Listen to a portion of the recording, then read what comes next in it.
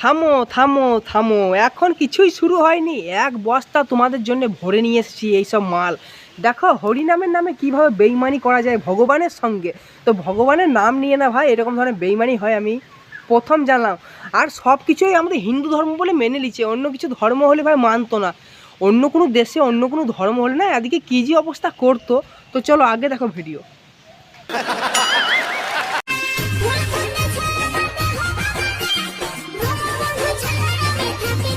বলছি বৌদি, দেহ বাগানে ফুলটো না ফুটে বোধহয় অন্য জায়গায় ফুল ফুটে গিয়েছে। তা নাহলে তোমরা কি আর হরিনামের নামে এমনি বেইমানি করতে আসো?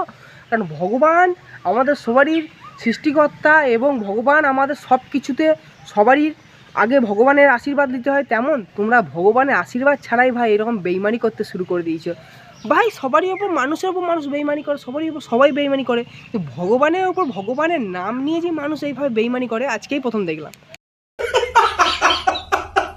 তো হ্যালো বন্ধুরা, welcome to my YouTube channel কাকার বানিয়া। কাকার বানিয়া চ্যানেলে অনেক অনেক ভালোবাসা নেই। আশা করি সকলে ভালো আছে, ভালো থাকে, জবরদস্ত ভালো থাকার চেষ্টা করতে হবে। আজকে গুরুজনরা ভিডিও চালু করছো, প্লিজ ভিডিও কেটে দাও, তোমার জন্য ভিডিও না।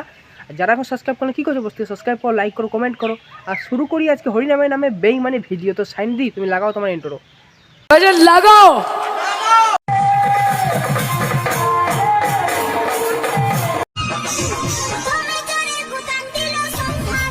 তো ভাই এইখানে হরিনাম হচ্ছে, সংকীর্তন হচ্ছে, নাকি এখানে কবাডি খেলা হচ্ছে একটু তোমরা বুঝিয়ে বলবো আমাকে? কারণ আমি ভাই বুঝতে পারছি না, আমি ভাবছি একটু কবাডি খেলাই হচ্ছে।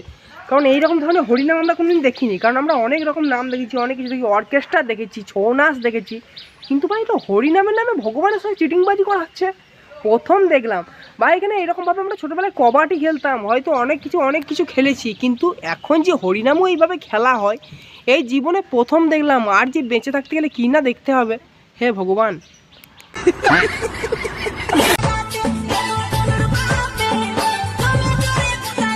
দেখো ভাই অনেক রকমভাবে ইনকাম করা যায়, মানে এইরকমভাবে ইনকাম করা মানে আমি জানি না ঠিক, কিন্তু ভগবানের নামে হ্যাঁ এইরকমটা করা ঠিক না।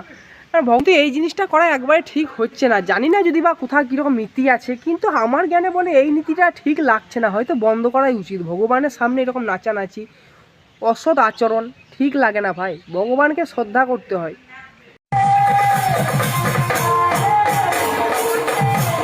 তো ভাই এইটা যদি হয়তো মা মনসা মা কালী হতো না, তো ভাই মানুষ এইভাবে নাচ করতে পারত না। কারণ মা মনসা মা কালীকে মানুষ এমনিতেই ভয় পায়। কারণ মা মনসার নাম করলে নাকি মানুষ প্রণাম করে 10 বার, কিন্তু মা মনসা যদি এরকম ড্যান্স করতো না তাহলে বোধহয় এরা ভয় আর এইসব করতো না।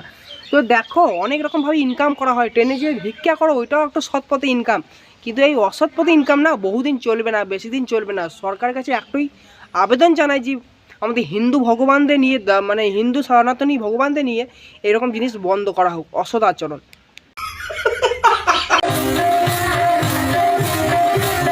আরে ভাই এই পোঁত নাচাও নাচটা কিন্তু ভগবানের জায়গায় করা না, এটা অর্কেস্ট্রার নাচার নাচ। কারণ এইরকম পোঁত নাচাবি ভগবানের সামনে আর আমরা চুপচাপ শুনে নেবো, একদম ঠিক লাগছে না। যা অর্কেস্ট্রার যে নাচ, অনেক পয়সা পাবি, তোদের লোক দেখার লেগে রেডি হয়ে আছে। ভগবানের বদনাম কেন ছড়াচ্ছিস ভাই?